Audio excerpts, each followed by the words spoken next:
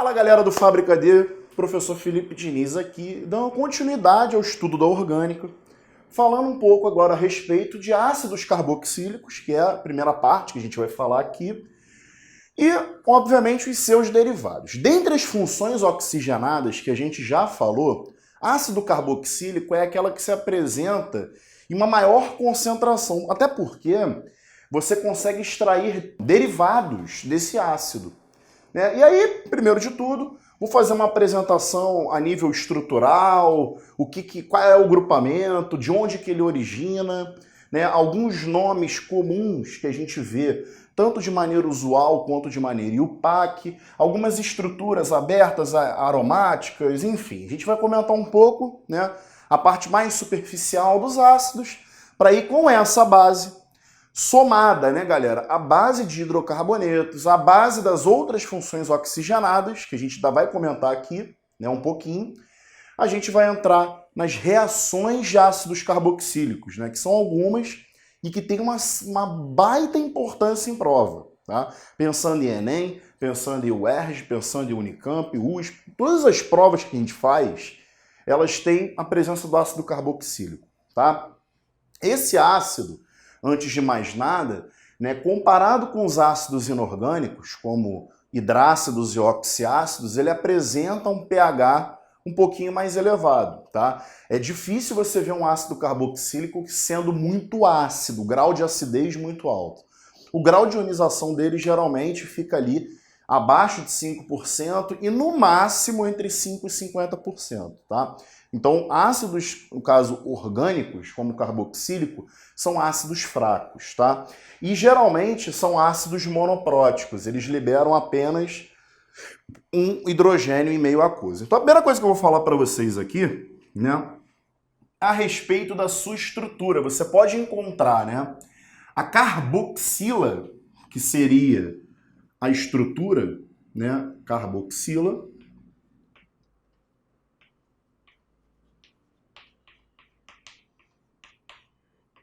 ela pode apresentar-se, tá, de maneira condensada ou de maneira plana, maneira exposta. Lembrando sempre, gente, tá, uma característica importante da carboxila é que ele é o último grau de oxidação de compostos que ficam presentes em carbonos primários. Oi? Você vai entender. Quando a gente fala, por exemplo, de carboxila, a carboxila ela tem o oxigênio aqui embaixo e o oxigênio aqui em cima. Ou seja, se você for fazer a contagem da tetravalência do carbono, né, ele está aqui, ele está embaixo e ele está 2 vezes em cima. Ou seja, esse carbono aí, ele vai estar ligado a um oxigênio só que de maneira insaturada e a um hidrogênio aqui atrás, alongando a cadeia. Então, se você for fazer o cálculo médio do NOx desse cara, né, você vai ter ele ligado a um hidrogênio, nesse caso aqui da ponta, ou às vezes até mesmo a um outro carbono. Então vai depender de como que você vai estar trabalhando, se vai ser um cara de 2 carbonos, de 1 carbono e por aí vai. Geralmente o carbono da carboxila é positivo. E isso vai ter uma certa importância nas reações para a formação dos seus derivados e a gente vai ver isso nos próximos vídeos, tá? Uma coisa importante, a rota metabólica de formação de ácidos, né? Eu já até comentei com vocês a questão da oxidação. Beleza, Felipe, a oxidação nesse caso aí, sim. E aí você pode ter, né, uma oxidação que quando para em aldeído é uma oxidação parcial. Quando a oxidação ocorre para formação de ácido, é uma oxidação total. Então, na realidade, isso tudo é baseado de hidrocarbonetos para frente. Então, lembrando, hidrocarboneto, álcool, aldeído e ácido, nessa ordem, processo de oxidação. Caiu uma vez no simulado Enem, tá, a respeito da rota inversa, ácido, aldeído, álcool e hidrocarboneto. Aí a gente chama de redução. Tranquilo? Então, assim, a formação desse ácido carboxílico, gente, aqui, ó, desse carinha aqui, ela vai ser mediante, tá? Mediante a oxidação total de álcool. Mas é algum álcool específico? Sim, sim, sim. Seria álcool primário. Álcool primário forma aldeído. Lembra que na outra aula a gente comentou sobre o aldeído ser na ponta da cadeia e a cetona ser entre carbonos, beleza? Então a oxidação de álcool secundário leva à produção de cetona. Oxidação de álcool primário parcial, aldeído. Total, no caso ácido. Então aqui, ó, seria o processo parcial e aqui o processo total. Mas, Felipe, eu só vou ver agora isso? Não, na parte de orgânica mesmo, das reações, adição, substituição e eliminação, a gente vai voltar a comentar sobre. Mas isso aqui é só para você entender como os ácidos são formados, beleza? Existe uma classificação, gente, em relação à estrutura da cadeia. Se ela é alifática, no caso aberta, né, ou aromática. Existe também ácidos fechados, tá? Mas eu preferi colocar esses dois aqui porque tem uma diferença gritante na estrutura, né? É quando a carboxila ela tá ligada diretamente ao anel e quando você tem, por exemplo, essa carboxila ligada a uma estrutura aberta. E você vai falar assim, Felipe, oi, como que eu formo um ácido aromático? E aí, olha que interessante, né? É só você lembrar do seguinte, esse ácido vai ser aromático, né? Ele vai estar ligado diretamente aqui a um anel aromático por conta da presença da hidroxila, inicialmente, também perto do anel. Porque aqui, no caso, né, a gente tem C-OH, mas isso é derivado de compostos hidroxilados ligados ao anel. Se você lembrar, por exemplo, da diferença de fenol para álcool, o fenol é a hidroxila ligada diretamente ao anel. E o álcool é quando você tem um carbono entre, ou seja, os ácidos aromáticos também são derivados de álcool, no caso aromático, álcool benzoico, por exemplo, um aldeído benzoico, beleza? Que são processos de oxidação que vão levar à formação desse indivíduo. Você pode ter, tá? E aqui é algo que confunde muito o público. Monocarboxílico ou dicarboxílico, né? Aqui no caso do monocarboxílico, você vai fazer a leitura sempre em direção à função, contando o número de carbonos e analisando a presença de uma carboxila. Aqui nesse caso, você vai liberar apenas um H, ou seja, num processo de ionização.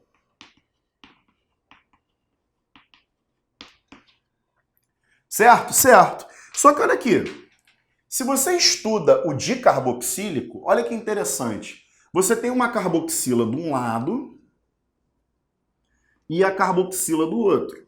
Felipe, quantos Hs eu posso liberar? Até 2. Mas isso quer dizer que é um ácido diprótico? Aí que você tem que tomar cuidado. Ele vai ser diprótico para a solução, mas ele vai ser monoprótico para os grupamentos. Ou seja, né, se você pensar aqui, o H ele sai daqui e o outro H sai daqui. Perfeito? Ou seja, ele vai ser diprótico no todo, mas ele vai ser monoprótico para cada estrutura isolada, porque vai depender também, gente, do outro reagente, para você conseguir fazer. Se for meio aquoso, beleza. Você pode liberar esses 2 H+. Lembrando que o grau de ionização desses ácidos, né, o alfa, lembra lá que o alfa é a quantidade, né, que você tem de prótons liberados pelo todo. É baixa. Tá? Perto de hidrácidos, oxiácidos, ela é baixa. E, de novo, né, a questão da nomenclatura, que, cara, a gente vai repetir a mesma ideia falada em todos os outros, tá? Em todos os outros, inclusive até para a função nitrogenada e sulfurada. A gente vai falar a mesma coisa. Questão do MET, ET, PROP, BUT, a questão do AN, EN, IN, em relação ao infixo, e a terminação, que dos ácidos carboxílicos, no caso, termina em ico. Então você tem aqui ácido metanoico, que a gente chama de metanoico, etanoico, propanoico. A diferença vai ser, se for aromático, você vai botar o nome do anel mais ico. Se for um cara fechado, cicloico. Se for dicarboxílico, diico. Monoico. O mono, gente, a gente pode ou não usar, tá?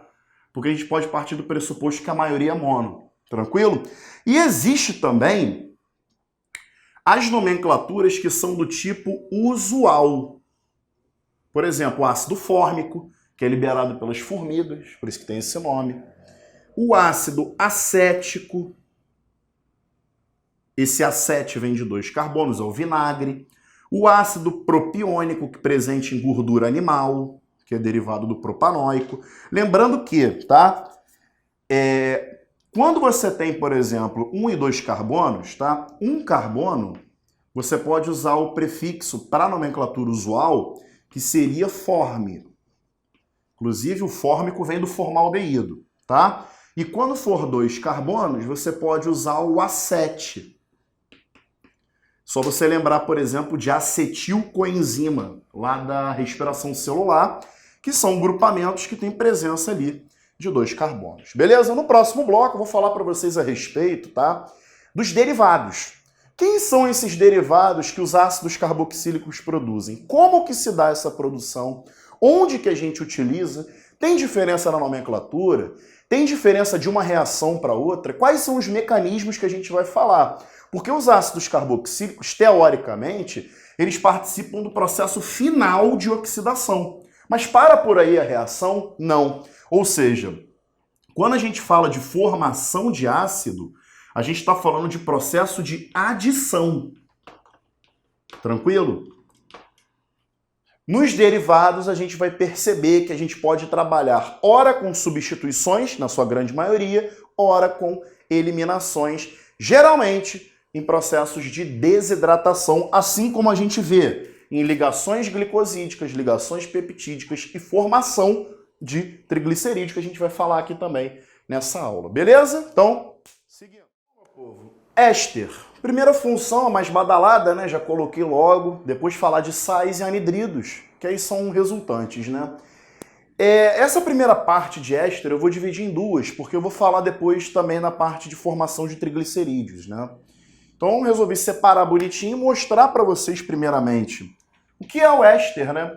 Na realidade, a função éster, ela tem esse grupamento aqui, tá? Que é um grupamento chamado de carboxilato, tá? Esse grupamento aqui, ó. A gente chama ele, né, de carboxilato. E aí você pode até fazer uma relação com a nomenclatura inorgânica, né? Lembra que eu comentei com vocês aqui em cima que o ácido carboxílico era ico, né? E aí o seu éster, consequentemente, termina em ato. Uma coisa que eu quero comentar também com vocês é que a UERJ cobrou uma questão que me deixou super, vamos dizer assim, intrigado, porque ela sempre fala a respeito do éster e do ácido. Eu quero só que você lembre uma coisa, tá, galera? A quantidade de carbonos do éster, ela vai ser a quantidade de carbonos do ácido e do álcool, tá? Tanto aqui que a gente vai falar. Então, cuidado, que a UERJ cobrou uma questão falando exatamente disso, perguntando a quantidade de carbonos do ácido mediante a formação de um determinado éster. Que, se eu não me engano, era ácido hexanoico mais etanol dando hexanoato de etila. E aí o éster tinha 8 e o ácido tem 6. É só você lembrar do álcool. Qual é o álcool que eu estou trabalhando? É o metanol, como aqui? É o etanol, como na maioria dos casos? E aí você faz a diferença. Esse R aqui, isso aqui é uma função genérica, tá, meu povo? Isso pode ser arila e arila, alquila e alquila, arila e alquila ou alquila e arila. Você pode ter. O que é alquila e arila, né? Caso você esteja perdido. Alquila e arila. Alquila está relacionado à parte dos alifáticos. E arila está relacionado aos aromáticos. Ou seja, lembra que eu falei para vocês no outro bloco que quando a gente fala de ácido carboxílico propriamente dito, ele é fruto de oxidação de álcool. Ou a oxidação do próprio aldeído, né? Só que a esterificação, o processo de esterificação, catalisada por ácidos, na sua maioria dos casos, né? E também podendo haver, na maioria dos casos, também remoção de água, pode ser um ou outro, é um processo de substituição. Então você está vendo aqui que eu tenho, né? Aqui no caso eu vou até anotar para vocês, aqui em laranja, que isso aqui é um processo de substituição. que eu tenho. E aí o que você vai observar, né? Muitas dúvidas em cima do processo de esterificação, elas são levadas em conta, porque quando a gente vai estudar as escalas de Ka, lá na parte de equilíbrio químico, a gente estuda que os ácidos inorgânicos são mais ácidos do que os orgânicos. Comentei com vocês isso. E que os ácidos orgânicos apresentam uma acidez maior do que o álcool. Então, consequentemente, o álcool liberaria hidroxila e o ácido H+. Só que algumas pesquisas com marcadores radioativos, por isso que eu coloquei aqui, ó, esse oxigêniozinho, esse oxigênio ele é o oxigênio 18, tá, gente? Ele é um isótopo. Tá? Marcaram esse oxigênio para verificar a procedência dele. Será que ele sai? Será que ele fica direto na cadeia? Porque a ideia principal na cabeça de todo mundo que estuda química, principalmente a química do ensino médio, é o ácido libera o H+, e o álcool o OH-, visto que o Ka do ácido é maior do que o Ka do álcool. E aí a gente teria uma reação aqui de neutralização, mesmo que a gente não esteja trabalhando com base. Só que é aí que pega. Quando eles fizeram a marcação do oxigênio isótopo, eles perceberam que na reação de esterificação, o oxigênio que fica aqui, na realidade, né, ele não sai na formação da água. Logo, o metanol ele não doa o oxigênio, ele doa apenas o hidrogênio. Olha que doideira. É como se eu estivesse falando que no processo de neutralização, no processo da esterificação, né, o ácido, no caso benzoico, libera a sua hidroxila e o álcool libera o H+. Aqui, ó. E aí eu formo a água no final do processo, né? Aqui eu botei a etapa toda, porque você vai ter na etapa, né? O que vai acontecer? Você vai ter a cadeia carbônica. Esse carbono ele vai ficar com 2 hidroxilas e esse oxigênio se mantém ligado ao CH3, como está aqui, tá vendo? O que aconteceu, né, nesse caso? Você tinha, nessa dupla ligação, né, você teve uma clivagem da insaturação dessa dupla ligação, a migração desse hidrogênio para cá, formando uma hidroxila, só que são 2 hidroxilas vicinais, né, ou seja, vizinhas. E aí acontece um processo de desidratação intramolecular. Ou seja, esse processo de desidratação leva à formação da água, consequentemente, e a formação do grupamento final, que seria esse grupamentozinho aqui do éster, né? O grupamento estérico. Tranquilo? Sempre, sempre, sempre catalisado por H+. Felipe, mas na hora da prova, vamos pensar, galera, uma prova objetiva. Não faz diferença. Numa prova discursiva, usem esse modelo aqui, tá? Preciso fazer esse aqui que eu vou marcar para vocês? Não. Você não precisa lembrar disso para a prova. Isso aqui é só para você entender que forma-se uma estrutura intermediária, que é o que a gente chama geralmente na química de complexo ativado, né? Você tem aqui os reagentes e aqui os produtos. O que eu falo para vocês é o seguinte: o que você tem que saber? A hidroxila sai do ácido e o H do álcool. Qual é a explicação para isso? Caso você queira fazer faculdade de química, lá você vai aprender. A gente não explica isso, infelizmente, a nível de vestibular, porque existem alguns conceitos da orgânica que a gente não aprende a nível de prova, que são base para você entender isso, como principalmente o efeito mesomérico, né? Uma explicação meio vaga é que essa dupla ligação, né, e essa ressonância de elétron de um lado para o outro faz com que você tenha uma dificuldade de liberar o H. Então é como se você falasse assim, cara, como o ácido orgânico é fraco, ele dificilmente ioniza, então sai a hidroxila toda por conta da positividade do carbono, enfim. Então tem toda uma discussão em cima disso, que não é uma discussão muito simples. Mas, de certa forma, se você tira o OH daqui e o H daqui, o grupamento é o mesmo. Eles só queriam verificar, de acordo, né, com o marcador isotópico, né, o marcador de isótopo, aonde que você coloca um cara, onde você coloca o outro, né? Então, isso na realidade, gente, é só um comentário, porque na prova em si, você vai fazer esterificação normal. Cuidado se for discursivo. Discursivo toma só um cuidadozinho. Na hora de tirar, desidratar, né? Você tira o H de um lado e o OH do outro. Que aí você garante que não vai ter nenhum problema na hora da correção. E um outro detalhe é o seguinte, olha para mim aqui. Como é que é o nome desse cara? Benzoato de metila. O benzoato tem 6 carbonos.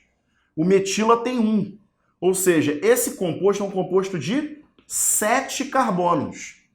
Ou seja, o éster, né, a estrutura estérica, ela tem o somatório do número de carbonos, tá, presentes no álcool e no ácido. Não dê bobeira nisso, tá? Não dê bobeira. A UERJ cobrou uma questão que, inclusive, muitas pessoas erraram porque acabaram associando a quantidade de carbonos do ácido com o do éster, não. Esqueceram exatamente do outro cara, do outro reagente que vai participar dessa substituição. Beleza? Tranquilo? Então, próximo bloco, vou trazer para vocês a síntese dos triglicerídeos, também fazendo parte de derivados de ácido carboxílico. Lembrando lá que um triglicerídeo, né, é uma das classes de lipídio que a gente estuda relacionados à reserva de energia. Né? É a união de um triol, que é o glicerol, mais ácidos graxos, né, na realidade 3 ácidos graxos, que são ácidos de cadeia longa. Né? Inclusive o termo graxo significa exatamente isso. São estruturas carbônicas com carboxila na ponta, tá? Então o ácido graxo ele não é totalmente apolar, ele tem uma característica anfifílica, mas o graxo significa acima de 16, acima de 14 carbonos. São cadeias bem extensas, beleza? Então aqui esterificação, reação que despenca em prova, cuidado só com a origem da formação da água, beleza? Então, bom povo, segunda parte de esterificação, síntese dos triglicerídeos. Só para recapitular, tá? O que são esses triglicerídeos? Nossa principal reserva de energia, tá? É a primeira a ser mobilizada? Não, mas é a principal a nível calórico. Tá? A gente, inclusive, tem tecido para fazer a reserva desses triglicerídeos, né? Eles são formados por ácidos graxos, ou seja, ácidos carboxílicos, inclusive é o tema da aula, e glicerol, que é uma outra função oxigenada, que é a função álcool, né? Inclusive eu até chamei aqui de triol. Se você observar, é uma estrutura que tem 3 hidroxilas, tá? E aí, uma lembrança rápida é a respeito do que são esses ácidos graxos e glicerol para o corpo, né? Lembrando, tá? Que o ácido graxo ele entra na via de beta-oxidação. E esse triol entra na via de gliconeogênese. Só para você recapitular, aproveitando que você já viu isso na bioquímica, né? Mas já que a gente está comentando, a síntese dos triglicerídeos, gente, tem como objetivo principal a reserva de energia. E a sua hidrólise, consequentemente, que é o que eu vou colocar aqui, faz parte da reação contrária. Então, daqui para cá é a síntese, né? E daqui para cima seria a sua hidrólise. Felipe, por que hidrólise?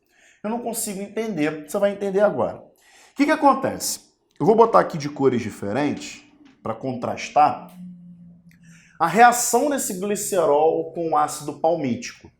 Ácido palmítico é um ácido grande, né? 16 carbonos. Inclusive por isso que a gente chama de graxo. Graxo significa cadeias longas. E aí eu tenho aqui, né, a presença de OH, OH e OH.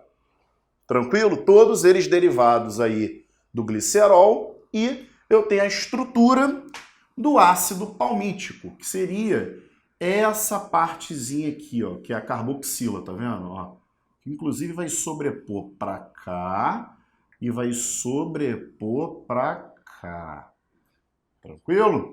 Felipe, oi, o que acontece? Eu estou em dúvida.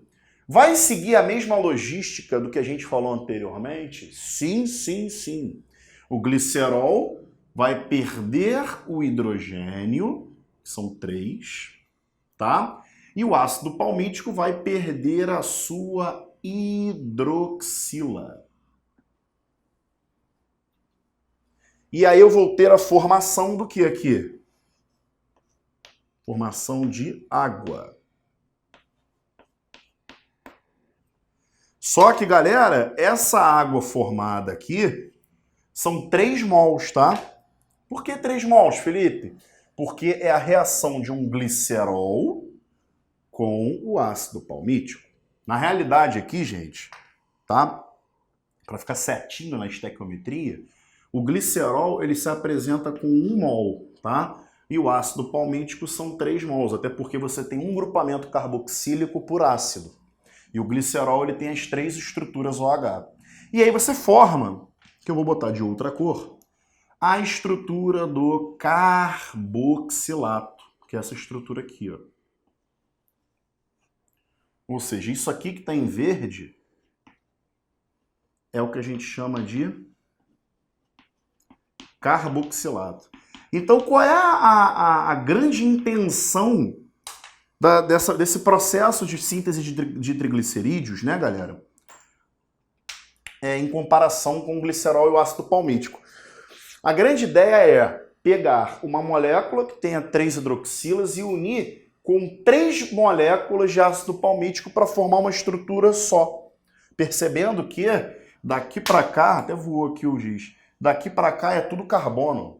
Essa parte aqui, no caso, né, seria uma parte mais apolar, né, se comparado com a estrutura do carboxilato. Aí você vai falar assim, poxa, Felipe, isso aqui, no caso, seria a minha reação direta, tá? Então, essa reaçãozinha daqui para baixo, né, seria a reação de formação de triglicerídeos, tranquilo? Que é uma esterificação, tá? E a reação de cima seria, né, os 3 mols que eu tenho de água, né, o hidrogênio e a hidroxila, clivando. Qual ligação que eu clivaria, tá? Percebe que agora, como a hidroxila saiu do ácido e o hidrogênio do álcool, isso aqui se liga a esse oxigênio, ou seja, qual é a ligação que eu viso clivar? Essa aqui, ó. Essa e essa. Beleza? Então, quando eu quiser hidrolisar, ou seja, utilizar a água, eu vou pegar essa água e vou romper. E aí eu formo de novo o glicerol e o ácido palmítico. Felipe, quando que eu faço isso? Em situações de jejum. Porque aí você vai utilizar o glicerol para gliconeogênese e o ácido graxo para beta-oxidação. Ambas as vias têm como intuito formação de ATP. E essa síntese aqui significa que você já tem muita glicose ou que você já tem muito ATP. Lembra lá que o ATP na respiração ele modula a atividade das enzimas. E aí você leva isso aqui para a formação de reserva. Tranquilo? Lembrando que, tá? Eu quero reservar gordura. Eu quero entrar em lipogênese. Isso aqui, ó. Lipogênese. Eu quero entrar numa lipólise. Essa reação de cima. Ou seja, a quebra do triglicerídeo, tá? A síntese que a gente chama, primeiramente, tá, gente? A gente chama de lipogênese. Se eu quiser mobilizar, que seria essa seta aqui, eu chamo de lipólise.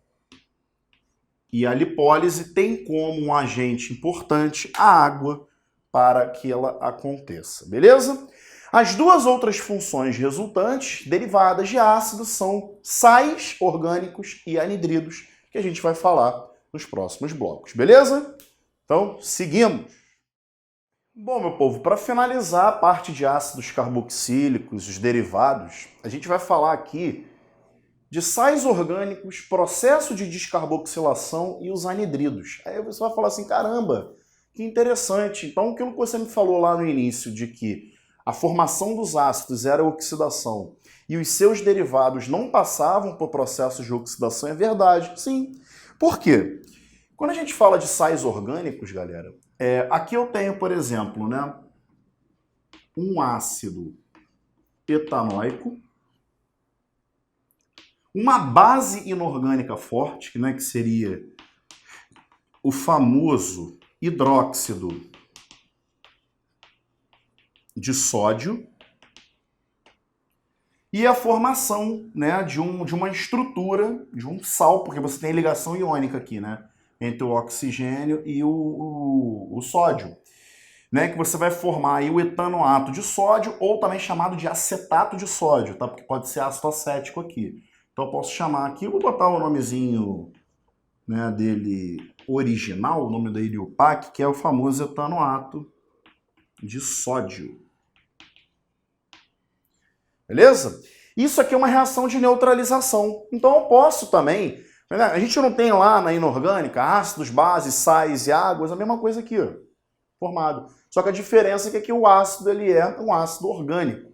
Logicamente que o sal orgânico, gente, quando você forma, né, ele vai ter uma origem básica no seu pH, porque você está formando a partir de um ácido fraco e uma base forte. Lá nos inorgânicos você tem uma variação maior, porque os ácidos podem ser tanto fracos quanto fortes, e você pode trabalhar também com bases fortes e fracas.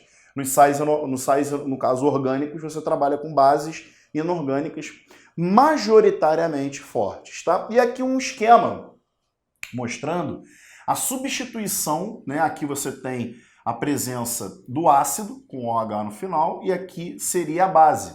Você pegando o cátion da base e substituindo pelo próton presente na hidroxila, que seria o H.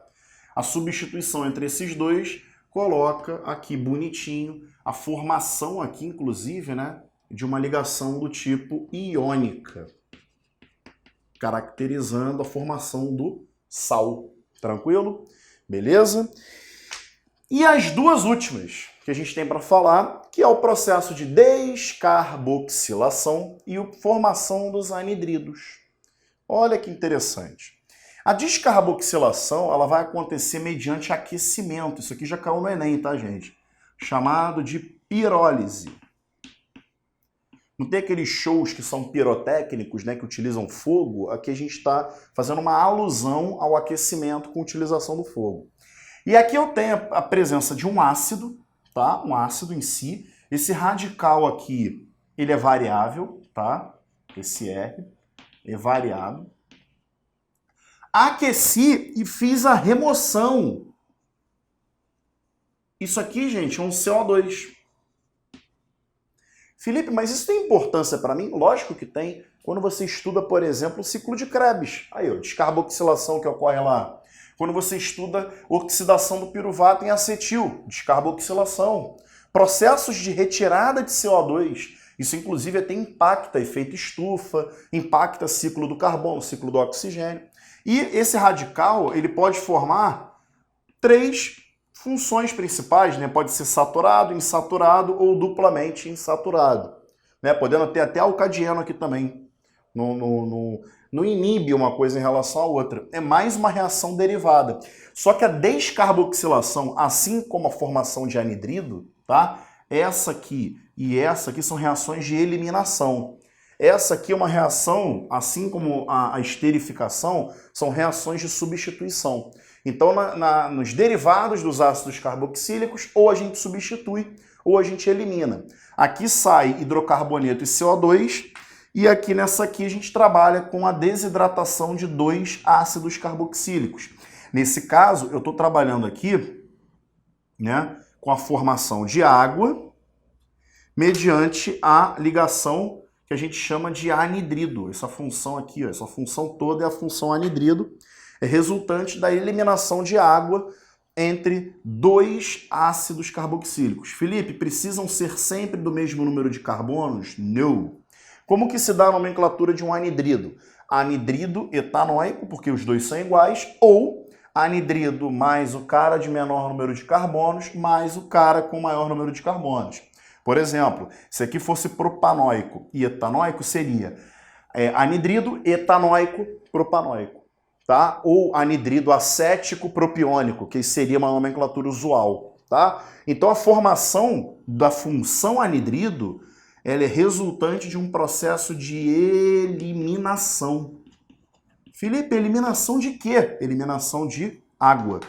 Ou seja, o anidrido é formado mediante uma desidratação. Tranquilo? E aí a gente pode comentar que Existem processos de hidratação, que seria a hidrólise, né, que é o processo inverso à esterificação.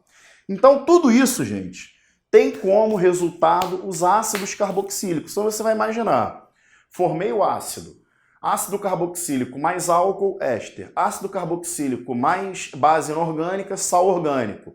Ácido carboxílico em pirólise, descarboxila. Ácido carboxílico mais ácido carboxílico, formação de anidrido mediante processo de eliminação. Tá? Beleza, gente? Então, fechamos aí funções oxigenadas. Nos próximos blocos, a gente vai tratar funções nitrogenadas, que eu, inclusive, vou voltar a comentar um pouquinho do ácido carboxílico, porque a amida também é uma função derivada de ácido, mas eu deixei para falar, né?